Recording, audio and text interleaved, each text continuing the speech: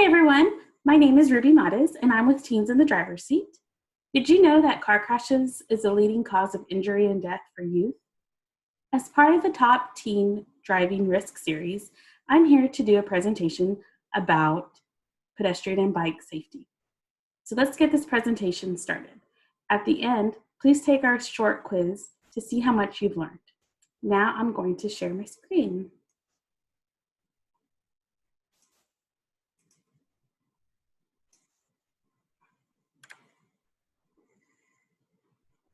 The Pedestrian and Bicycle Safety Initiative is part of the Youth Transportation Safety Program and aims to reduce injury and death for teens. Walking is the most basic form of transportation, and both walking and biking are becoming increasingly popular modes of mobility in urban areas. In 2018, there was a 3% increase in the number of pedestrians killed in traffic crashes. Throughout this presentation, you will hear more statistics on how this issue is increasing and learn ways to help prevent crashes.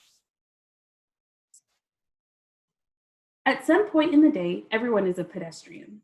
And unfortunately, pedestrian fatalities remain high. 6,283 pedestrians are killed and tens of thousands are injured in crashes every year. According to the National Highway Traffic Safety Administration, NHTSA, California ranks the highest with 893 fatalities, while Texas is number 3 with 612.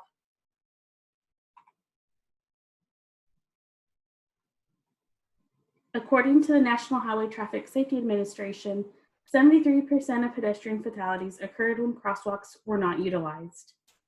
Crosswalks are marked or unmarked locations within intersecting roadways where vehicles must yield the right-of-way to pedestrians. As you see in the top picture, the crosswalk is marked with white lines to encourage pedestrians to use a particular crossing.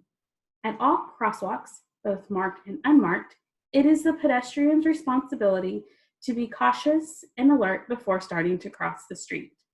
You will see in the bottom picture an unmarked crosswalk. This is any area at intersection that forms a straight line on one side of the road to the other, and therefore, drivers should yield to pedestrians at all intersections. As a pedestrian, remember to be predictable when crossing the street. Make eye contact with the driver and don't forget to look left, right, left.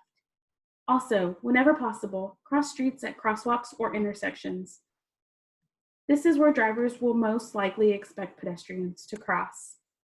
If a crosswalk or intersection is not available, locate a well-lit area where you have the best view of traffic. Make sure to wait for a gap in traffic that allows enough time to cross safely. Continue to watch traffic as you cross. In addition, 1 out of 4 high school students cross the street distracted. To avoid crashes, pedestrians should put away their phone, keep alert, and avoid all distractions by never walking distracted. Also, walk on the sidewalks wherever they are available.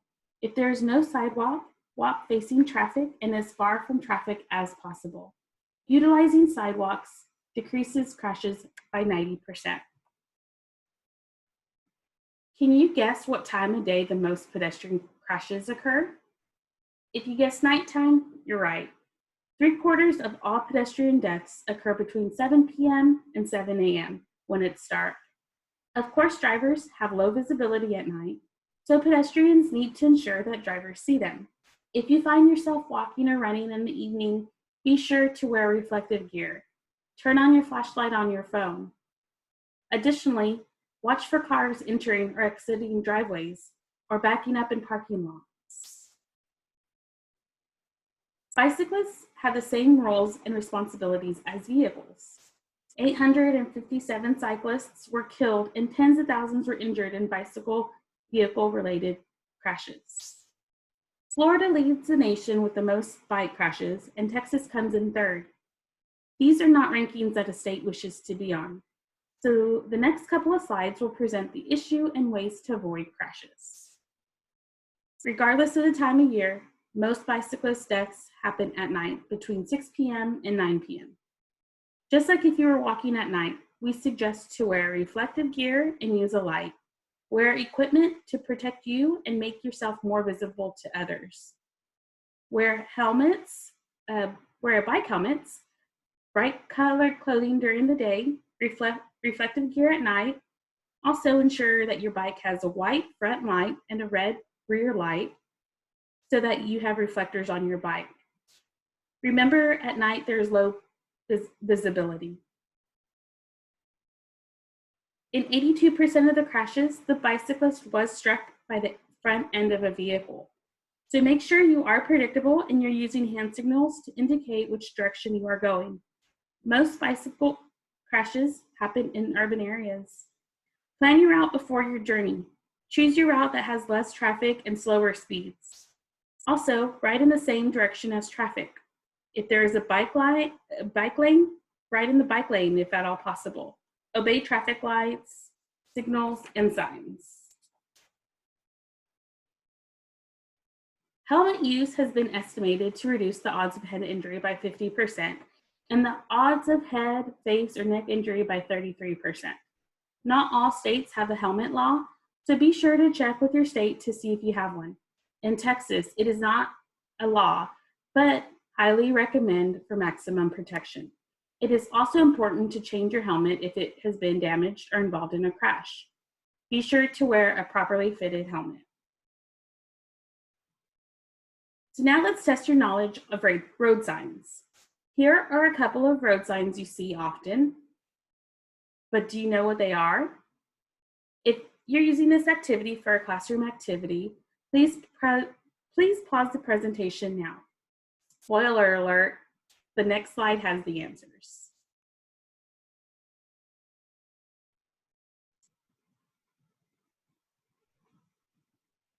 Here are the answers. How many did you get right? Sign 1 is the school crossing sign. The school crossing signs are meant to warn drivers that they are approaching a crossing where school children cross the roadway. Sign 2 is the emergency notification sign, or the ENS. This is the blue standardized sign that is posted around railroads. If there is a safety issue at a specific location, you can call the number on the sign to report to railroad authorities.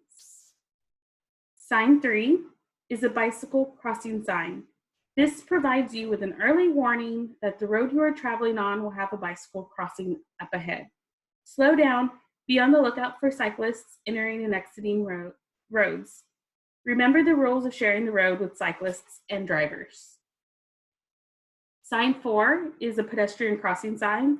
This provides advance notice of pedestrian activity, so drivers can slow down or stop ahead if needed. Sign 5 is a don't walk signal. If a don't walk signal or raised hand appears, you may not cross the street. Number 6 is the walk signal. If the walk signal appears, it means it's safe to cross the street.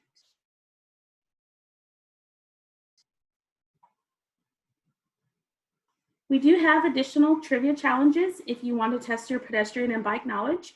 So take our bike and pedestrian safety trivia on Kahoot. Here's a challenge pin. Good luck. For more information about teens in the driver's seat or pedestrian safety, you can log on to t-driver.com. Make sure to follow us at Teens Driver's Seat on all social media channels, and also follow the Distracted Chicken on Instagram and Twitter for pedestrian and bike safety messaging. Thank you again for your time. We hope that you enjoyed it and learned something new. Let us know what you think in the comment section or share your experiences. Thank you again for your participation. Safe travels.